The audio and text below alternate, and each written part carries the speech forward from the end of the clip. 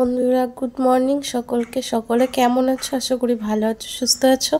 আমিও খুব ভালো আছি, সুস্থ আছি। চলে আসলাম আমার চ্যানেলে মল্লিকা.ঘন্টুতে। তোমাদের আবারও একটু ভিডিওতে ওয়েলকাম জানিয়ে শুরু করলাম আজকের ভিডিও। আমি দেখতে পাচ্ছ আজকে আমি রান্না থেকে স্টার্ট করেছি।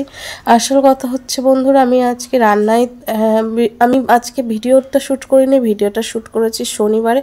মাঝখানে রোববার চলে গেছে, ভিডিওতে ভয়েস দেওয়া হচ্ছে না, ছাড়াও হচ্ছে না, সেটা হচ্ছে কথা।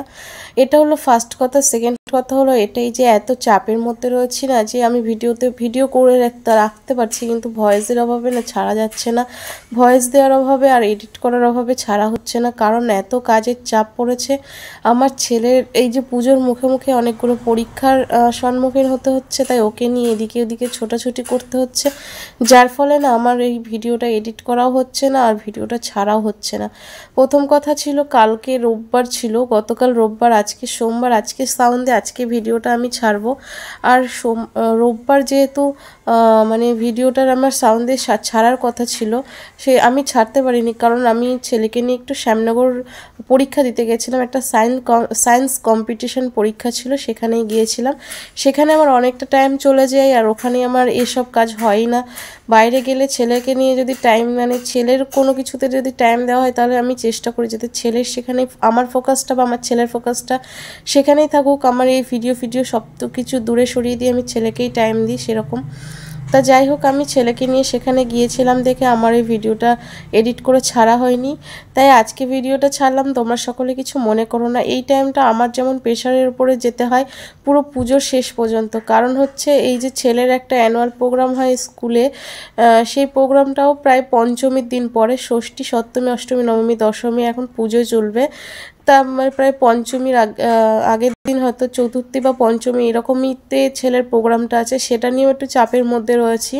ড্রেস কিনতে হয়, ড্রেস বানাতে, সেটিং করতে, এসবগুলো করতে করতে অনেক চাপ পড়ে যায় আমার ওপরে, আর এটা আমাকে একলা হাতেই সামলাতে হয়। এই জন্য আর কি পেরে উঠছি না একলা হাতে ভিডিও করতে, তাই তোমরা সকলে কিছু মনে করো না। অনেকে আমাকে রিকোয়েস্ট করছো, অনেকে আমাকে মানে কমেন্টস করছো যে তুমি কেন রোজ গেলে ভিডিও দিচ্ছ না। সত্যি কথা বলতে আমি এই জন্যই ভিডিও দিতে পারছি না। তোমরা সকলে কিছু মনে করো না। আসলে যাদের ঘরে এরকম ছোট বাচ্চা আছে আর একলা মাকে সমস্ত দায়িত্ব পড়ে, তারা অবশ্যই জানো যে কীরকম চাপের মধ্যে থাকতে হয়।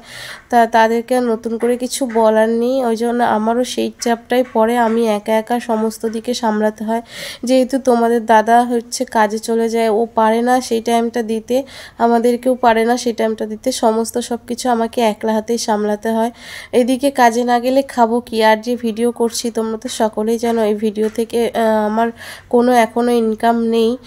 তা যার জন্য আমাদের এখন চলবে কি করে, সেইভাবেই তো তোমার দাদাকে কাজে যেতে হয়, আর ওই জন্য আমাদেরকে টাইম দিতে পারে না। তাই যাই হোক, তোমরা সকলে খারাপ কিছু মনে করো না। যদি কাউকে খারাপ কিছু বলে থাকি বা কিছু, তার জন্য অত্যন্ত মন থেকে দুঃখিত, আর তাদেরকে অত্যন্তভাবে বলছি যে আমি অনেক দুঃখিত, আমাকে প্লিজ ক্ষমা করে দিও। রোজ গেলে তোমরা ভিডিও পাচ্ছ না এই জন্য। আর আমার এই চাপ পুরো বেরিয়ে গেলে তারপরে আমি চেষ্টা করব রোজ গেলে ভিডিও দিতে। তারপরেও কি বলো তো, মনটা প্রচুর খারাপ হয়ে থাকে, কারণ আমি প্রত্যেকটা দিন চাই যে তোমাদেরকে ভিডিও দেবো, যাই দিই না কেন আমি তোমাদের সাথে সব কিছুই শেয়ার করি, কিন্তু তোমরা সেই পরিমাণে ভিডিওটাতে লাইক করো না, কমেন্টস করো না। আমার যে পরিমাণে সাবস্ক্রাইবার, সেই পরিমাণে আমার ভিডিওতে লাইক হয় না, সেই পরিমাণে কমেন্টস পায় না, তারপরে মানে ভিউজও সে খুব একটা বেশি হয় না। তাই সবসময় মন খারাপ থাকে যে এত কষ্ট করে ভিডিও করি আর কারোর সাপোর্ট আমি পাচ্ছি না, এরকমভাবে কেউ আমাকে মানে করছে না। এই জিনিসটা আমার ভেবে ভেবে বাড়িতে মন খারাপ করি, একলা একলাই থাকি যখন, তখন এগুলো মনে হয়, কষ্ট হয় মনের ভেতরে। একটা ভিডিও করতে কতটা কষ্ট হয় যারা এসব ভিডিও করে তারাই জানে। তা তোমরা সকলে আমার পাশে থেকো, সাপোর্ট করো, আমি এইটুকুই চাই তোমাদের কাছ থেকে, আর তো কিছুই না। তা সকলে ভালো থেকো, সুস্থ থেকো। আজকের ভিডিওটা এই পর্যন্তই।